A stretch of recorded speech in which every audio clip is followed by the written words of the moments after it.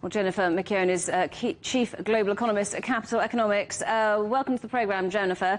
So we've heard from the Fed chief, who's basically said he doesn't know what inflation is doing or how it got to this point.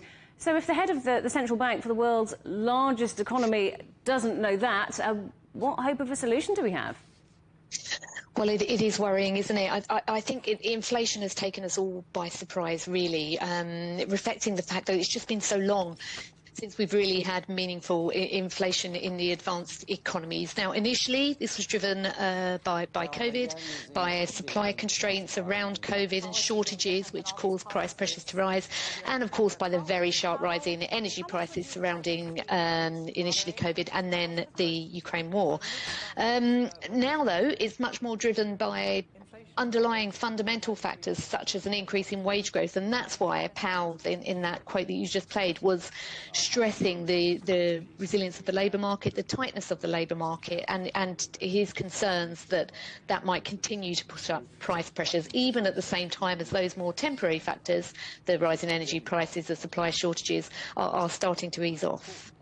So we have these leading figures in finance talking at this conference in Portugal about interest rates and inflation, but in the real world, these are things that are affecting us all, aren't they? Food prices up, mortgage rates up, energy prices up. It's critical to get on top of this, isn't it? Yeah, that's absolutely right. And there's a lot of hardship for a lot of people. And unfortunately, I think that there's more to come. What the central bank has made clear today is that interest rates are going to need to rise further.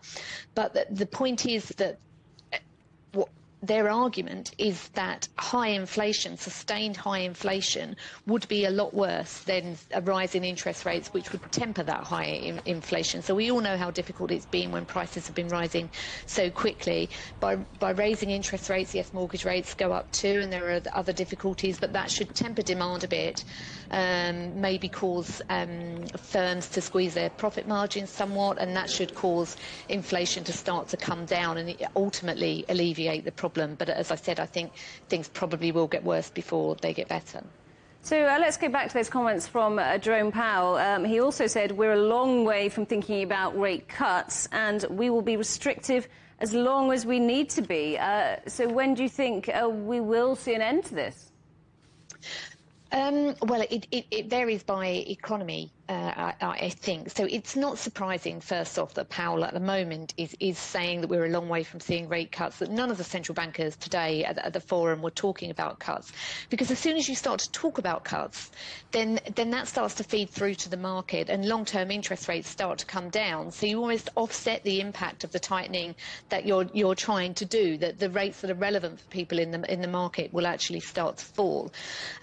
So it's important not to preempt rate cuts, but that doesn't mean that they're not coming. We can already see some evidence in the US that core inflation pressures are starting to ease off. Powell today talked about some early signs of loosening in the labour market. Job openings rates are coming down, for example. So that should lead to a reduction in underlying inflation and in wage growth, which will ultimately allow the Fed to cut interest rates. We think that could be as soon as the first quarter of next year. But the bad news is that I think in the UK and in the Eurozone, rate cuts are considerably further off.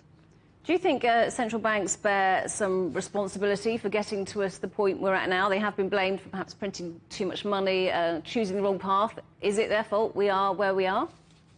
I think they certainly bear some of the responsibility. Some of this rise in inflation relates to the fact that there is so much liquidity in the system, which relates to the very, very long period of ultra-loose monetary policy. But to be fair to them, for many years that policy just wasn't working. They were criticised for inflation being below target, and it was very unclear at what point it would start to take effect. And also governments have some role to play here as well. The fiscal loosening that was implemented during COVID, which was really needed and very much appreciated at that time, has also served to generate the inflation pressures that we're seeing now. So I'm not sure that alternative central banks, alternative governments could have done it better. There's been an extremely difficult set of circumstances, but it's clear that policy has played a role in generating this inflation that we're seeing now.